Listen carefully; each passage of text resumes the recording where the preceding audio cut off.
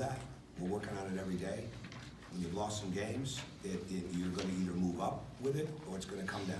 And we saw that a little bit too much today. So I have to gauge that. Every day it's a matter of how we practice and get ready to play. And if I continue to see that type of frustration, here's what happens. We don't talk. We don't talk on defense. And it doesn't matter if we're man, it doesn't matter if we're zone. We're trying to protect the paint with switching. We're trying to mix defensive some, not as much as we're going to need to. But we don't guard the dribble very well. So we have to do the switching, potentially.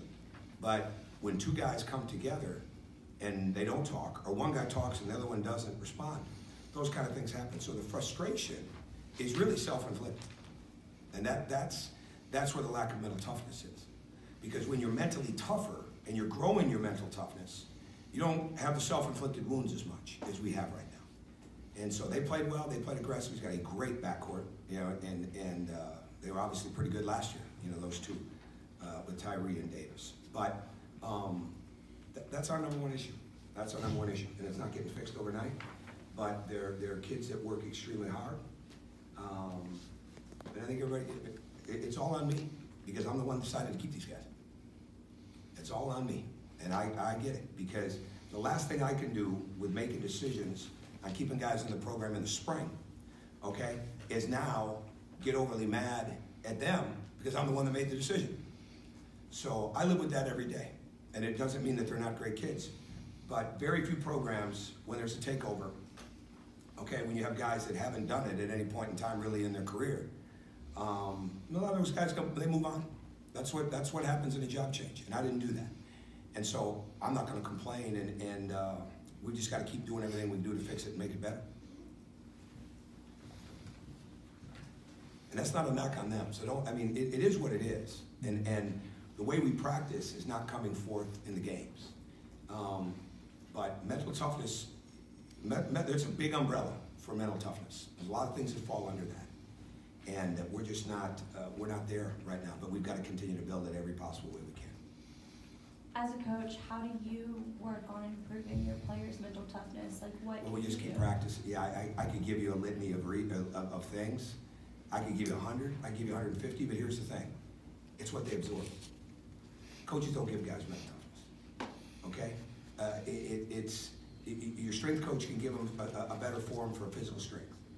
But the mental toughness has got to come through knowing that you have some ability, knowing that you're not getting them up. I mean, 16 turnovers in the first half. I mean, I just said this on the radio. We may very well have to pull this break off. And because we're not, now it's not the way it's going to be at Georgia. I promise you, this is going to be a fast-paced program as we go. But we're just hurting ourselves with turnovers that make no sense. So we want to win games. And so I've got to keep looking at what we can do to get this better now. And there is no one answer, Miss, on how you handle that. You keep giving, but it does start with me, and it does start with my level of energy, my level of confidence, my level of belief. And you got to try to get that through them every day. And hopefully there's other things that they absorb that will make them better through that. In the second half, turnovers got cut down, but looked like they were crashing the offensive boards. Yeah, I heard us on the glass. Yeah, mental toughness is hitting your man too. That's not just physical strength. That's the mental toughness and wherewithal and awareness. I guess maybe as important as mental toughness is, awareness might be the most crucial thing that fits into that. And we've just got to continue to build that. We're not a very aware group. We're not very aware, and it shows up on our communication. And but we just got to keep. There's nothing we can do but keep getting it better. And that's going to keep coaching this team like they're playing for a championship, because that is exactly what we want to be able to do here as we build this program. So I am not going to back off or have anybody back off on what we expect out of them, but I'm also not going to, again, if somebody starts getting too frustrated and they can't get out of it, then we need to move on. But if giving them a chance as young people that are going through a struggle right now that don't have a lot of success in their background, I have to understand that and keep trying to bring that to them. And then you make decisions as you go along. So, yeah, it was turnovers in the first half. It was second chance points in the second half. Not to belabor the turnovers, but in the first half you jump out to a nice 18-8 lead. You're playing really smooth on offense, and then T-Shon's at the point, 4 straight turnovers. What was just happening there? You took him out. And I can't. It's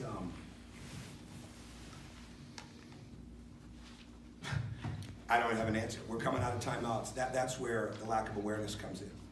We're coming out of timeouts knowing exactly what we want, and we're just tentative. There's not a post up. Guy doesn't listen coming out of a timeout. I mean, it's just that stuff that we have to deal with. And it wasn't like it was a new play, right? But when you're mentally tough and you get a lead like we had, okay, one or two things are going to happen. You're either going to build on that lead or they're going to make a comeback, right? But only one thing can help it. You've got to stay mentally tough and strong, keep doing what you're doing when you're winning, and you've got to be able to overcome when they make a run like that and not let that beat you up.